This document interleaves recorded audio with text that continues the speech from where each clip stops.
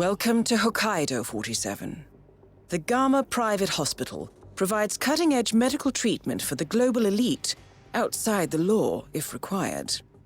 The facility is partially run by an artificial intelligence system known as Kai. The AI oversees patient admission to various areas in the hospital and even participates in some medical procedures.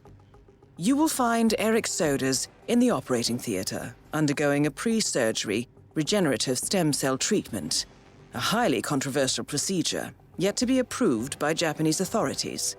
Yuki Yamazaki has already arrived. You'll find her in her suite or roaming the restaurant and spa areas of the hospital. Soders is scheduled to be put under soon. Let us make sure he stays that way. Good luck, 47. Hi, I'm Jimmy, and this is a Let's Play series of the Hitman World of Assassination trilogy. I will be playing all of the story missions on Master difficulty with the default start locations and loadout. And here, we're in Hokkaido. This is the final mission of Hitman 1, and we are taking out Eric Soders, the director of the ICA, who has sold them out and worked for Providence. This is also the guy who opposed our entry into the ICA at the beginning of the game. So that sort of gives us a personal connection to this mission. It gives, you know, Agent 47 a sort of personal motivation for wanting to take out Eric Soders. Food's decent. Most of the people here are just lazy rich people. It's not like Mogadishu, that's for sure. So here, I've arrived here early. I'm going to, knock out that security guard to take his disguise. It's one of the. This is one of the easier ways to sneak in. Still dealing too. Oh, so the. I shit you not. The sort of gimmick of this level is that all the doors are secured, or most of the doors are secured by, like, basically RFIDs. Like, they unlock based on the clothes you wear. So depending on what disguise you're wearing, you can get access to different parts of the facility. I know. Yeah, good thing I'm not the one having heart surgery. But that means that you start out in a patient gown. You don't really have access to any of the sort of locked doors. So getting a disguise is more important in this mission, even than normal. Like, you normally need a disguise to sort of hide out. But here, you also needed to, like, open doors for you. So that's why I'm prioritizing getting a disguise and getting into the hospital. So yeah, I came down here a little early, so I have to wait a while. And yeah, there's the janitor over there who got a peek of me earlier when I was on this ledge. He doesn't usually notice me at all when I play this, so I was a little more paranoid about, like, oh, is he going to see me when I knock out this guard? But he's in the corner smoking, so it ends up being safe. Yeah, I'm checking to see if he's gonna leave, but yeah, he's still there. So I think I just decide to take the disguise and drag the body in and hide it. So yeah, now I have a security guard disguise and I have access to, the part of the hospital. So I'm in the hospital now. So yeah, I've got to take out Eric Soders. He's in the operating room. And I've also got to take out Yuki Yamazaki. She is a Providence Herald and the person working with Soders. And she is, trying to compromise the ICA. So that's why we're taking them out. So this sort of ties together. This is sort of how Hitman 1 story ties together, is they sort of have Eric Soders, the guy who opposed your entry and was, trying to sort of sabotage you in the tutorial missions. They had the reveal that he's working with Providence, and you have to take him out. So that's sort of how this story for this game, overall story, ties together. But it's good for the body and yeah, the soul. the overall story for Hitman. Gotta say, I'm annoyed to have missed today's lesson. This game is a little. Got you working overtime as well? Actually, no. It doesn't exactly connect The with instructor it. here at Gamma managed to injure So yeah, I'm himself. trying to sneak down the hallway, but there's a security guard who can see through my disguise. So I'm just trying to make a plan for how to get past him. And I decided to go here and hide. I think this is where I hide. Yeah. Wow. Yeah, Sounds like I hide here and wait for him to go past. Some of those poses. But yeah, but sort of for the overall story for Hitman 1, It feels like if you think of, you know, stories as having a 3-act structure, like it feels like we're sort of not even through Act 1 of the sort of overall story. Like, we still don't... Like, at the end of the last mission, we finally found out about Providence. And we learned a little more about, you know, what we learned that the Shadow Client is, like, trying to take down Providence. But we still don't know who the Shadow Client is. We know he's after us. You know, we see that he was tracking us in the last mission. And in the cutscene, we see the Shadow Client, like, looking through a sniper rifle at Agent 47, so it looks like he's still potentially a threat, but we don't know exactly, you know, what his motivations are. So it sort of feels like we haven't really established who all the characters are, or sort of what their motivations are. So we haven't fully established the stakes. So we're sort of not really even through Act 1 of the overall story. So that's why I think the story in Hitman 1, the sort of overall story, feels a little bit muddled, is because, yeah, we haven't really sort of finished Act 1. We haven't established the stakes.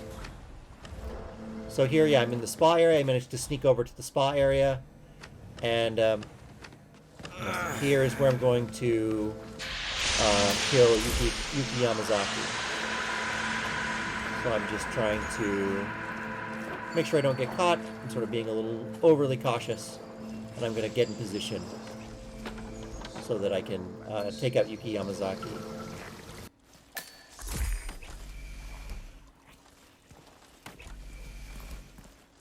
There's a security guard that patrols in here. I'm going to take him out in a little bit. But for now, I decided to head in here. And yeah, to take out Yuki Yamazaki, we increase the temperature at the spa. This will get everyone in the spa to leave. And then once she sees that she can have it to herself, she decides to go in the spa, which gives us an opportunity to kill her.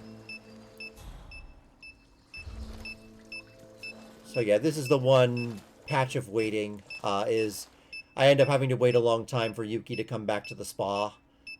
Takes a long time. I think she's basically at the other end of her patrol route. She's probably in the restaurant or going back to her hotel room Mr. now. Jason Portman. And it takes a while for her to Please come to the hospital entrance. follow her route and go back to the spa. A doctor will escort you to your checkup. So here I make sure the door's closed, and I knock out the security Jason guard. Portman. A doctor will escort you to your appointment. So yeah, Please proceed to the hospital while we have this entrance. time, I was going to talk a little bit more about sort of what kind of sort of how the Hitman games sort of motivate and engage people, like sort of like what I like about this game, and I think in general what people like about playing the Hitman games. I think the sort of, for me, the main hook is just the sort of the puzzle aspect of figuring everything out. Like, makes you feel like you're outsmarting these people. You're finding ways to trick them and trap them and take them out. So that's sort of like a mental puzzle, figuring that out. That's sort of the first fun thing, is, and then just figuring out the right, you know, the route to take to sneak past the guards, and the ways to sort of move silently through the level so you aren't seen, so there's no evidence, and yeah, the kills are either you hide the bodies, or the kills look like accidents or poisonings, so that yeah, it doesn't get traced back to you. That's sort of the first sort of, I think that is the main appeal of the game. We've got a new yoga instructor. Yeah, the other thing that's fun is just that there are so many different ways to complete each mission. Like, if you're just watching this Let's Play and you haven't seen anything else from the game, like, there are like dozens of ways to take out the targets on almost every mission. There's many different ways to complete the mission. So it's no matter what you do or what you sort of figure out, it sort of feels like you're the one who's sort of like figuring out the puzzle, but also you're the one who's sort of deciding, you know, how you want to kill these targets, how you want to beat the level. So that's fun. It gives you some sort of like room for flexibility and creativity, and that's even more true. Like, as you play the game more, you unlock different items you can bring into the level with you. And you unlock, you know, different starting locations. So You can start, you know, with a disguise already to sort of let you skip past sort of the earlier steps of the mission. And yeah, it just gives you a lot of opportunities to find new ways to kill people. It also gives you, like, opportunities to explore these levels and sort of see what's happening in these areas. Like here we've got, like, a secret, you know, high-tech hospital that, you know, sort of caters to the, you know, the elite and also, you know, people who are, you know, criminals, basically. People who are, you know, want to perform some dangerous or experimental or illegal medical procedures. Like, one of the details is that Eric Soders is coming here because he needs a special transplant, and it's either stated or heavily implied that he had to kill someone to get that heart for his transplant. Like, that he didn't just happen to be someone with the same medical condition who died recently. Like, it's pretty clear that Providence pulled strings to get someone killed so that Soders could That is Yuki Yamazaki, former lawyer to Here the is how we kill Yakuza Yuki. and current operative for Providence. Right? Now let me out! As we trap her in the overheated sauna. No! And that's our first Target down. Now it's time for Soders to retire. And yeah, I don't think anyone goes in there to find the body, but even if they did, that was considered an accident, so wouldn't count against us. So yeah, now I need to, the last things I need to do are take out the evidence and kill Eric Soders, and that's it for this mission. So now I'm trying to figure out a way to get back to where I was earlier in the morgue area, because there's a great opportunity there to take out Eric Soders. How are you?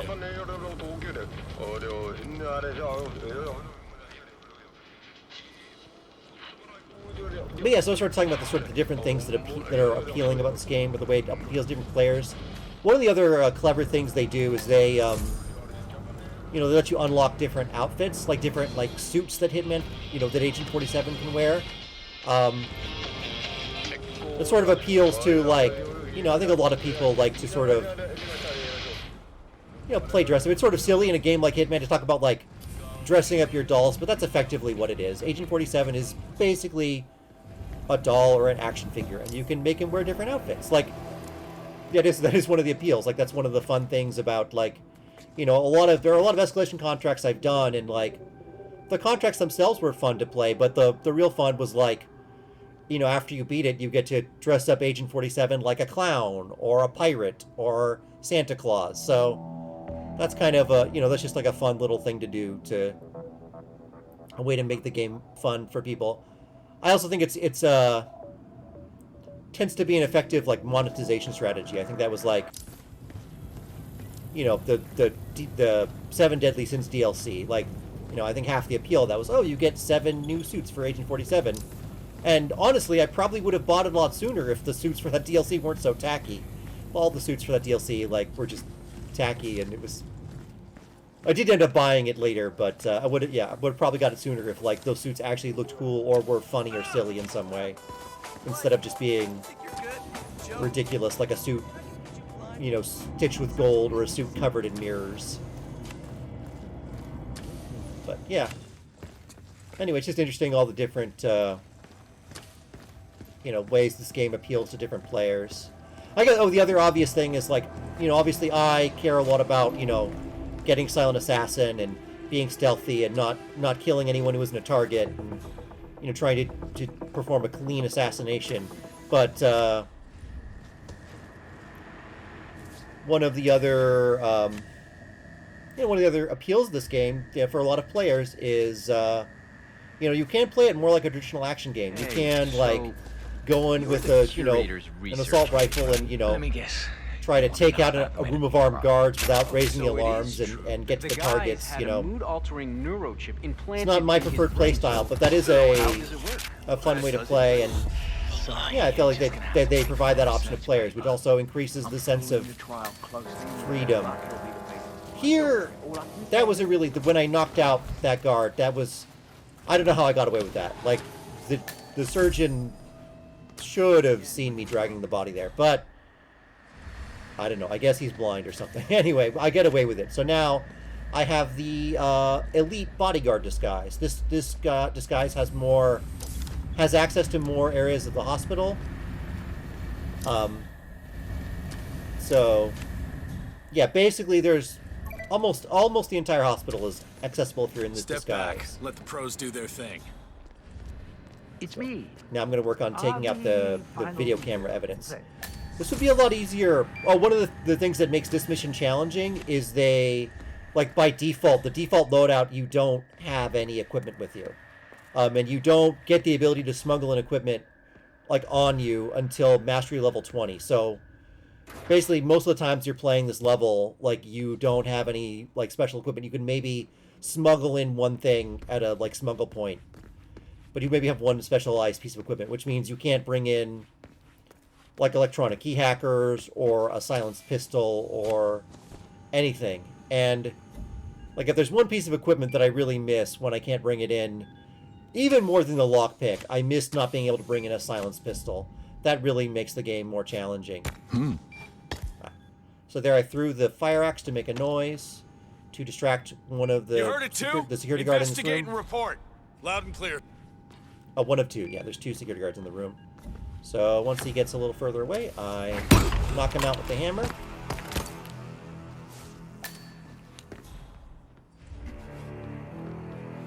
And now I'm going to hide the body down here.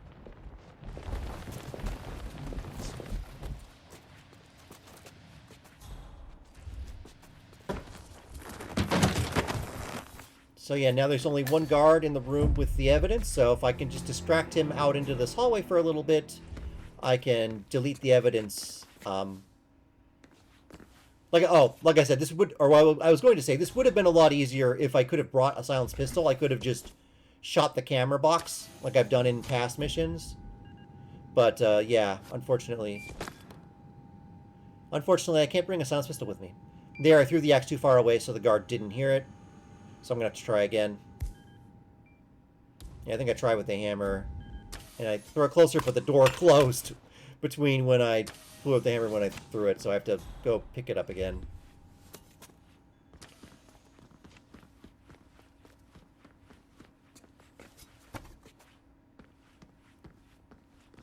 So yeah, you can see the silent assassin indicator is yellow. That's the little indicator next to the mini-map. That's what tells you if you have silent assassin or not. And when you're recorded, it turns yellow. So it's yellow now because I have security footage. I just heard something But fishy. once I delete the evidence, it'll turn green. So there, I just let him go past. Not right now, please. And I'm going to delete the evidence while he is... One thing I didn't think about or plan on is I think he sees the fire axe and I think he considers that a weapon.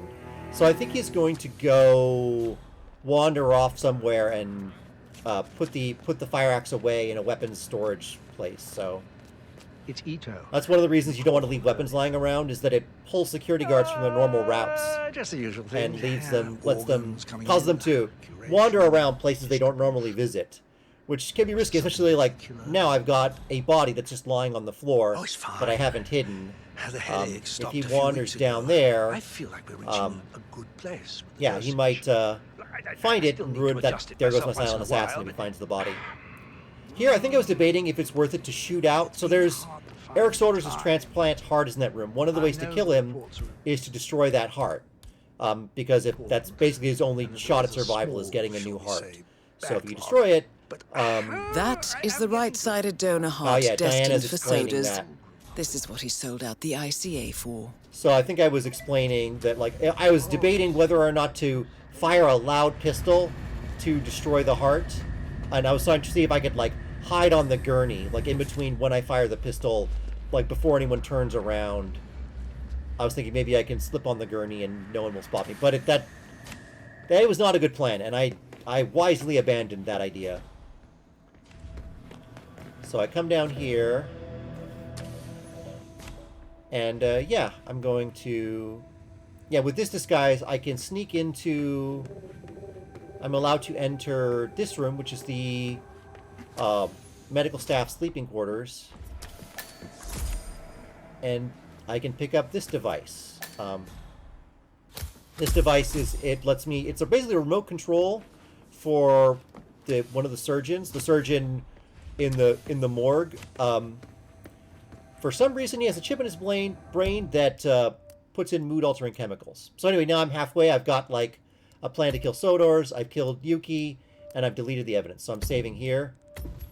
But yeah, this time I succeed on my first attempt after saving. So yeah, this is just going to play out. I don't need to load that save again. Anyway, yeah, so he has that mood-altering chip in his brain, and this is the remote control that lets me control what drugs are going into him. I don't know why he has it, but he does, and it's very convenient, as you'll see in a moment.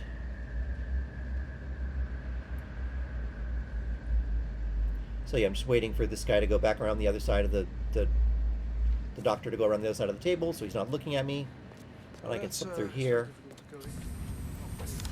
Yeah, there are a lot of enforcers in this area, and for obvious reasons. I mean, there's, you know, there is the heart here, which is probably the easiest way to kill Eric Sodors. I managed to finalize the new instruction manual for improved organ harvesting last night.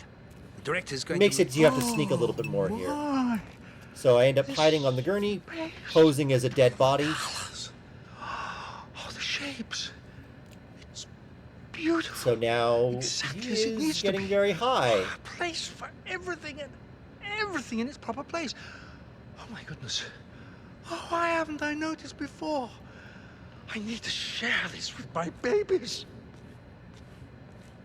And of course, by babies, he means all of the transplant organs sitting in that room. So he goes into the transplant room. You're excused. And he tells the guards to leave so he can be alone with his babies. Come back later.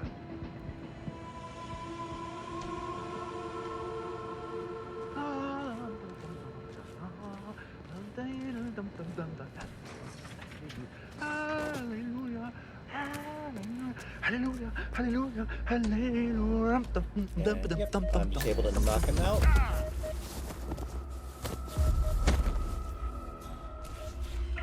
And hide the body.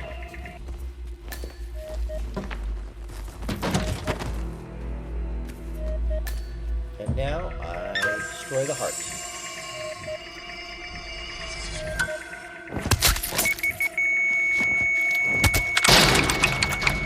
Elegant solution, 47. With sodas on the operating table, and no hope of getting a second right-sided heart in time, you have effectively killed him without laying a hand on him.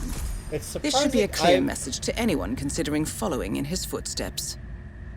That's both targets down. Time to find an exit.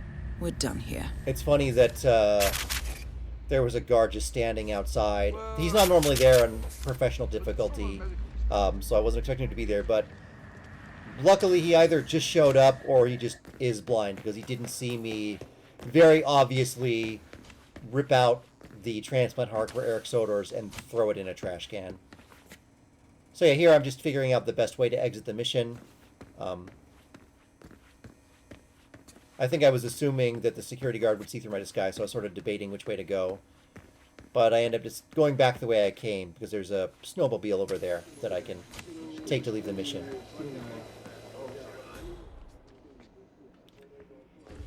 So yeah, I was talking about one of the fun things about Hitman is that there are a lot of, you know, different ways to play the mission that are fun. This mission in particular has like a couple fun, like creative things you can do. Like there's you probably noticed the yellow motorcycle outfit. Oh, there's an enforcer going through here. I think that might be the guard, like returning after putting away my fire axe. But yeah, he isn't normally down here. So that's the perils of leaving out a weapon where guards can find it, is you end up running into guards at awkward moments when you don't want to. But yeah, there's a yellow motorcycle outfit, and it's, you know, it's pretty clearly a reference to Kill Bill. And there's even like a challenge to like play on a map and take out 5 targets while dressed as, you know, the bride from Kill Bill. So it's just fun. You can also unlock the ability to like infiltrate this level disguised as a ninja. Like there's just a lot of fun things you can do on this map. And now we're gonna leave. So yeah. And we're just gonna stick around.